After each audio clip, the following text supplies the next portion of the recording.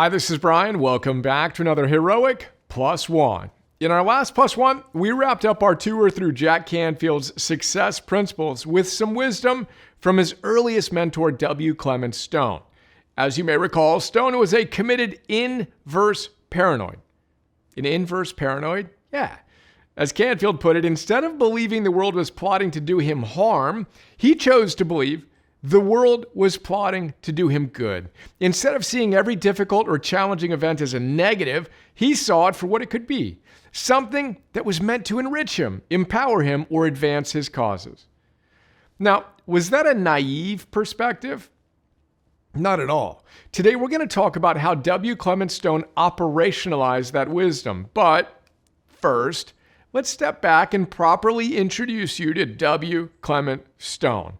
Stone was an old school 20th century businessman, philanthropist, and self-help author. He built a huge insurance company and gave away over $275 million to charities over the course of his lifetime. He was inspired by and then wrote a book with Napoleon Hill. He's also the guy who helped Og Mandino overcome his alcoholism and become one of the best-selling authors of his generation.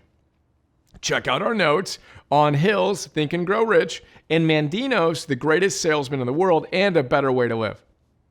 Now, Stone lived through the Great Depression and published his classic, The Success System That Never Fails, in 1962.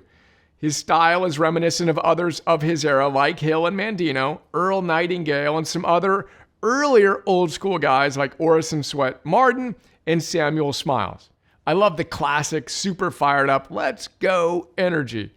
And by the way, check out our notes, all of which are linked on Nightingale's The Essence of Success, Lead the Field, and The Strangest Secret, great stuff, plus Marden's Iron Will, Miracle of Right Thought, Making Life a Masterpiece, and He Can, Who Thinks He Can.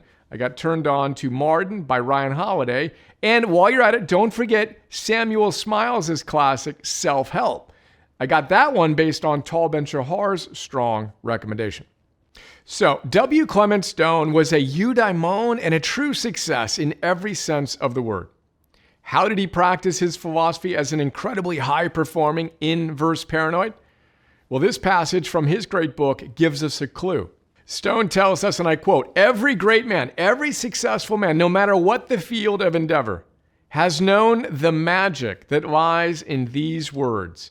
Every adversity has the seed of an equivalent or greater benefit, and that's today's plus one." What's your number one current challenge? Seriously, take a moment, reflect on your number one current challenge. We've all got one. The adversity you may be interpreting as a sign the world is out to get you, flip that around. See that every adversity has the seed of an equivalent or greater benefit. How is your challenge helping you become who you are destined to be? See that. Refuse to complain. Remember that successful heroes take 100% responsibility and choose the best responses that lead to the best outcomes. Eat those obstacles like the energy bars they are. Give us all you've got today.